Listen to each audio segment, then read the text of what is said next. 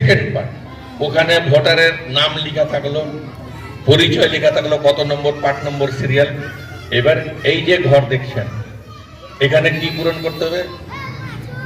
এই যে ঘর, এইখানে লিখতে হবে জন্ম তারিখ, কত সালে জন্মগ্রহণ করেছে, ডেট অফ বার্থ, এই ঘরটাতে লিখতে হবে।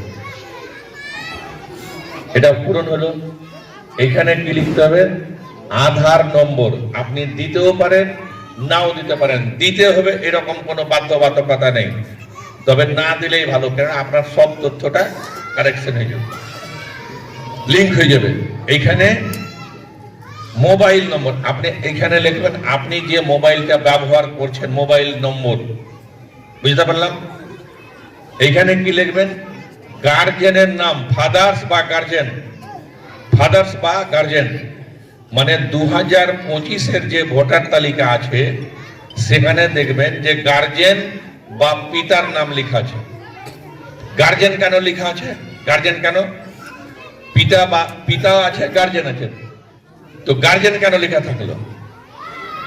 অনেকেই দেখবেন যে যাদের বাবা মারা গেছে, আমরা ভোটার তালিকায় নাম তোলার সময় লিঙ্ক দিই, লিঙ্ক, তো সেই লিঙ্কে যাদের বাবা থাকে না, ভোটার তালিকায় নাম থাকে না, তখন লিঙ্ক হিসাবে আমরা মাকে দিই, বা যাকে আমরা লিঙ্ক হিসাবে সেখানে দেখিয়েছি সেই হলো গার্জেন।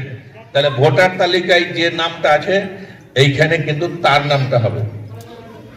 তাহলে যার নামটা আমি এখানে দিলাম, যার নামটা এখানে দিলাম, তার এপিক নম্বরটা এখানে বসবে, ভোটার কার্ড নম্বরটা।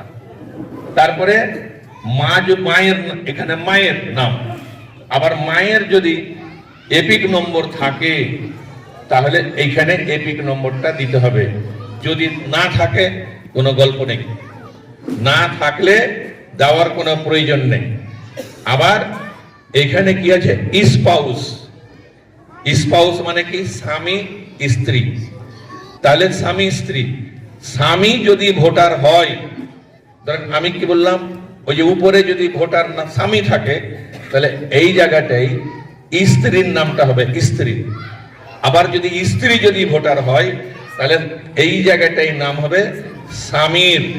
তাহলে স্বামীর ক্ষেত্রে স্বামী যদি ভোটার হয় তাহলে আমি এইখানে যার নামটা দিব স্ত্রীর নাম, তাহলে স্ত্রীর ভোটার কার্ডের নাম্বারটা এখানে বসবে, স্ত্রীর ভোটার কার্ড নাম্বার বসবে।